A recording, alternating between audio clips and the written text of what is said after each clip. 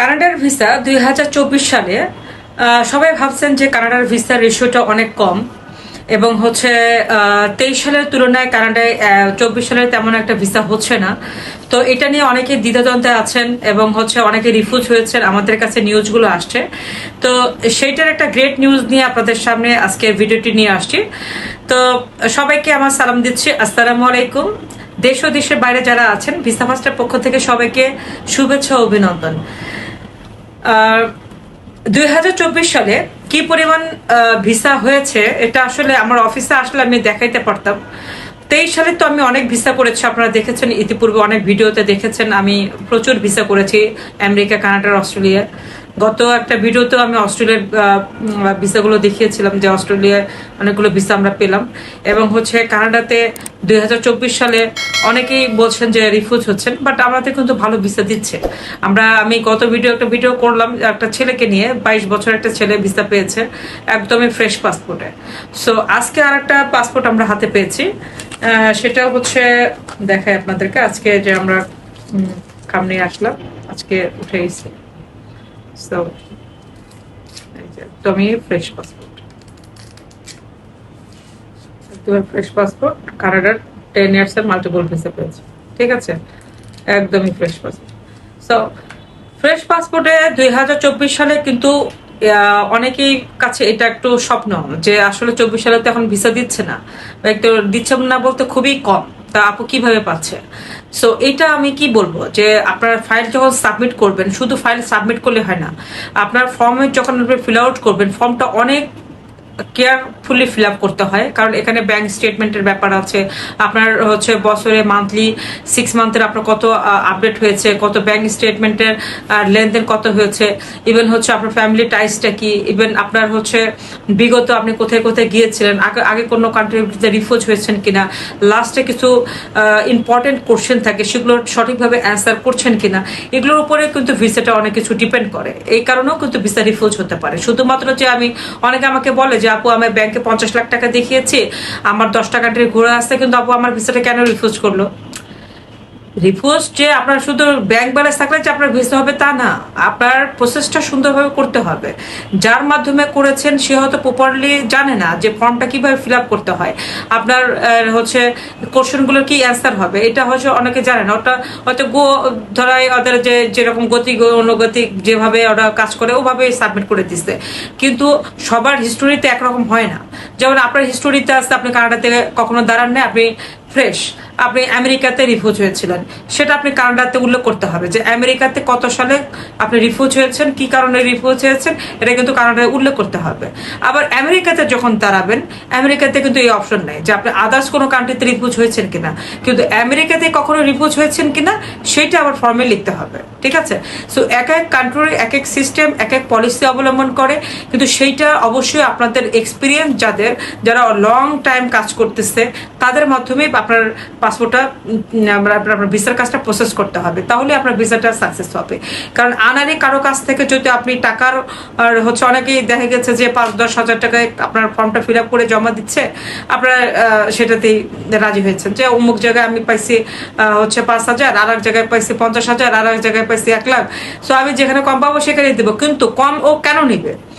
যে কম নিবে অবশ্যই তার ল্যাকিংস থাকবে আপু। কারণ হচ্ছে ভাইয়ারা আপনার হচ্ছে যাদের এক্সপিরিয়েন্স নেই, যারা নতুন নিউলি এজেন্সি খুলে বসে আছে তাদের কাজ, আর আমরা যারা 2003 থেকে কাজ করছি আমাদের কাজের মধ্যে অবশ্যই ডিফারেন্স আছে। কারণ আমরা অনেকগুলো ঘাত প্রতিঘাত পার করে এই জায়গায় এসেছি এবং অনেক এক্সপিরিয়েন্স এবং অনেক কিছু আমরা দেখেছি, প্র্যাকটিক্যাল দেখেছি যে কোন ভিসা কি দিলে কেমন হয়, কোন পাসপোর্টে কিভাবে ডকুমেন্ট সাবমিট করলে আপনার ভিসাটা হবে, এবং হচ্ছে আপনার ফ্যামিলি টাইসটা কতটুকু স্ট্রং করে দিয়ে এবং কতটুকু হাই ক্লাস করলে আপনার ভিসাটা সাকসেস হবে। এটা আসলে আমাদের করতে করতে আমরা এখন হচ্ছে ইউজ টু হয়ে গেছে, আমরা বুঝি, আমরা ফাইল দেখেই বুঝি যে এটাতে কি কি সাপোর্ট দিতে হবে, কি কি ল্যাকিংস আছে, এই ল্যাকিংসগুলো ফিল আউট করলে আপনার ভিসাটা সাকসেস হবে।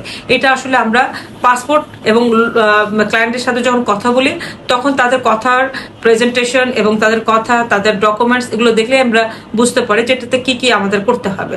সো এটা তো আসলে সবাই বুঝবে না যারা সবসময় ধারাবাহিকতা কাজ করে। তো 2,000, 5,000, 10,000 টাকা দিয়ে যারা কাজ করে তারা কেন এত অল্প টাকায় কাজ করবে আমাকে বোঝান। একটা কানাডার ভিসা, একটা আমেরিকার ভিসা, এটা নট ইজি, ঠিক আছে। সো ওরা যেহেতু সস্তা তিন অবস্থা একটা কথাই আছে, যেহেতু ওরা 5,000, 10,000 টাকা কাজ করছে, সো ওরা আপনার ভিসা পান না পান, আপনার ফর্মে ভুল হোক না হোক ওদের দেখার বিষয় না। ওদের কাজ ওরা সাবমিট করে দিচ্ছে, ওরা একটা টাকা পেয়ে যাচ্ছে, ওদের সার্ভিসেস ওরা পেয়ে গেছে। সো আপনার ভিসা হলে কি যায় আসে, না হলে কি যায় আসে, আপনি রিফিউজ করেন, ওদের তো যায় আসে না। কিন্তু আমরা তো সেই পর্যায়ে কাজ করি না। আমাদের একটা লেভেল আছে যে আমরা চিন্তা করি এই লোকটা এতগুলো কান্ট্রি ভিজিট করে আসছে, এই লোকটার এত কিছু আছে, এই লোকটা কিভাবে আরো সাপোর্ট দিলে ওনার ভিসাটা সব সাকসেস করা যাবে। আমরা পুরো ফাইলটা নিয়ে রিসার্চ করি, রিসার্চ করার পরে আমাদের সলিসিটর আছে তাদের সাথে রিসার্চ করি, করার পরে আমরা একদম ফুল ফাইলটা মার্কস করে দেন আমরা সাবমিট করি। এবং ফর্ম ফিল আপের ক্ষেত্রে অবশ্যই আপনার ক্লায়েন্টের অবগত থাকতে হবে যে আপনি ফর্মে কি লিখছেন, সরি, আপনি ফর্মে কি লিখছেন, আপনার হচ্ছে মান্থলি ইনকাম কত, মান্থলি ট্রানজাকশন কত, এসব লিখতে হবে। এইসব আপনার সাথে ক্লায়েন্টের সাথে যদি পরামর্শ না করেন আপনি তো এটা আপনার মতো করে সাজাই দিলে হবে না। তো এই যে ব্যাপারগুলো আছে, এই ব্যাপারগুলো আসলে আমরা অফিসে যখন আমরা ক্লায়েন্টকে ডাকি যে অফিস ভিজিট করুন, আমাদের সাথে অ্যাডভাইস দেন, আমাদের সাথে কথা বলেন, এসব কথা বলে কিন্তু অনেক কিছু আপনারা বুঝতে পারেন, অনেক কিছু বেরিয়ে আসে যেটা আসলে অফিসে না আসলে সম্ভব না। অনেকে অবরত ফোনে আমাদের কাছে সব শুনতে চান যে আপু হচ্ছে ফোনেই বলেন কি করা যায়, ফোনেই বলেন কত টাকা দেওয়া যায়। আশ্চর্য, একটা মানুষ আমাকে ফোন দিয়েছে, তার পাসপোর্ট জানি না, তার ডকুমেন্ট জানি না, তার হচ্ছে সম্পর্কে আমার কোনো আইডিয়া নেই, আমি হুট করে কেন কিভাবে বলবো যে এটা কত টাকা লাগবে।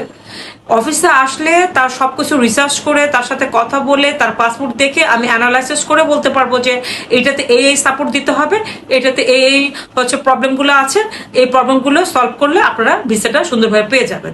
সো এইটা আসার পরে দেন আমি প্রাইসটা হচ্ছে কস্টিংটা করতে পারবো, আদারওয়াইজ তো আমি করতে পারবো না ওভার দ্য ফোনে। তো এটা আসলে করবেন না, কারণ আপনারা এজেন্সিকে সুযোগ করে দেন। আপনারা যখন ডাইরেক্ট ফোন দিয়ে বলে দেন যে হ্যালো আমি কানাডায় যেতে চাই, আপনারা কত রাখেন, এটা কোনো কথা? আপনাকে সে চিনে না, জানে না, সে কেন? যারা দালালি করে তারা বলবে যে 15 লাখ রাখি, 20 লাখ রাখি, 5 লাখ রাখি, 10 লাখ রাখি, ওদের মতো করে বলবে, কারণ আপনারা তো ওটাই চাচ্ছেন। সো যারা শিক্ষিত মানুষ, যারা একটু সচেতন মানুষ, তাদের এটা করা উচিত হবে না। আপনারা যখন যে এজেন্সিতে যাবেন অবশ্যই ফিজিক্যালি যাবেন, তার সাথে সাথে তাদের আপনার প্রবলেমটা খুলে বলবেন, বলার পরে তাদের সাথে শেয়ার করার পরে দেন কস্টিং। তখন যদি আপনার প্রয়োজন হয় যে আপনি হ্যাঁ এটা ভালো লাগছে আপনি করবেন না, আদারওয়াইজ করবেন না, বাট আপনার কিছু আইডিয়া তো হলো, কিছু নলেজ তো গ্যাদার হলো, এটাই অনেক কিছু। ঠিক আছে, একটা একটা এক্সপিরিয়েন্সের লোকের সাথে কথা বললে কিছু নলেজ যেটা আসে সেটা অ্যাচিভ করাটাও অনেক একটা বিশাল ব্যাপার। ঠিক আছে, আপনারা মনে করেন যে আসতে যাইতে আমার 200-300 টাকা খরচ আছে, আমি ফোনেই বলে নিই। নো, এই যে 200-300 টাকা খরচ করে যে নলেজটা পাবেন সেটার দামও অনেক, কারণ সেই নলেজটা পাওয়ার জন্য যে আপনাকে নলেজটা দিচ্ছে তার অনেক কাঠখোট পড়াইয়ে এই জায়গায় আসতে হয়েছে। ঠিক আছে, সো এটা মাথায় রাখবেন। সো ওভার দ্য ফোনে হচ্ছে আপনারা না জেনে আপনারা সরাসরি অফিস ভিজিট করুন, যে এজেন্সিতে যান আপনারা সরাসরি অফিস ভিজিট করে তাদের সাথে সরাসরি কথা বলবেন। সো এটাই আজকে বলার ছিল। কানাডা, অস্ট্রেলিয়া, আমেরিকাতে হিউজ ভিসা দিবে এবছরে। আমেরিকাতে বিশেষ করে আমি প্রচুর ফাইল নিচ্ছি আমেরিকাতে, কারণ আমার কাছে যে ইনফরমেশনটা আছে যে আমেরিকাতে এবার সর্বোচ্চ ভিসা দিবে। সো আপনারা যারা আমেরিকাতে যাওয়ার ইন্টারেস্টেড আছেন ফ্যামিলি নিয়ে, অবশ্যই ঘরে বসে না থেকে আপনারা দ্রুত অ্যাপয়েন্টমেন্ট বুক করে হচ্ছে ডেটটা নিয়ে নেন, কারণ ডেট পাওয়া যাচ্ছে না। ডেট 25 সালের মেতে জুনে চলে গেছে। সো এটা একটু একটু মানে অনেক প্রবলেমের ব্যাপার। ঠিক আছে, লেন্দি প্রসেস। সো যত দ্রুত সম্ভব ডেটটা নিয়ে নেন। আর যদি আমাদের অ্যাডভাইস নেওয়ার প্রয়োজন মনে করেন সরাসরি আমাদের অফিসে ভিজিট করবেন, এবং দেশের বাইরে যারা আছেন আমাদের হোয়াটসঅ্যাপ নাম্বার এখানে স্ক্রিনে দেওয়া আছে, এই নাম্বারে অ্যাপয়েন্টমেন্ট বুক করে সরাসরি আমাদের অফিস আমার সাথে কথা বলতে পারবেন। আর আমার ফেসবুক পেজ হচ্ছে ভিসা ফার্স্ট বিডি, এটাতে নক করলে পেয়ে যাবেন, কারণ আমাদের মেইন যে আগে পেজটা ছিল ভিসা ফার্স্ট, ওই পেজটা হ্যাক হওয়ার কারণে আমরা নতুন পেজ ওপেন করেছি ভিসা ফার্স্ট বিডি। এটাতে হয়তো ফলোয়ার্স কম পাবেন, বাট ইনফরমেশনগুলো সব আছে, আপনারা এখানে নক করলে আমাদেরকে পেয়ে যাবেন।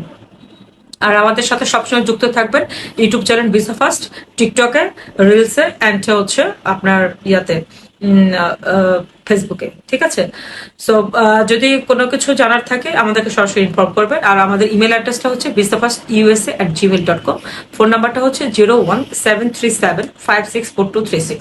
আমাদের অ্যাড্রেসটা হচ্ছে ঢাকা পান্থপথ সমরিতা হসপিটালের একটু সামনে আসলে ভিসা ফার্স্টের সাইনবোর্ড পেয়ে যাবেন, মেইন রোডেই সাইনবোর্ড।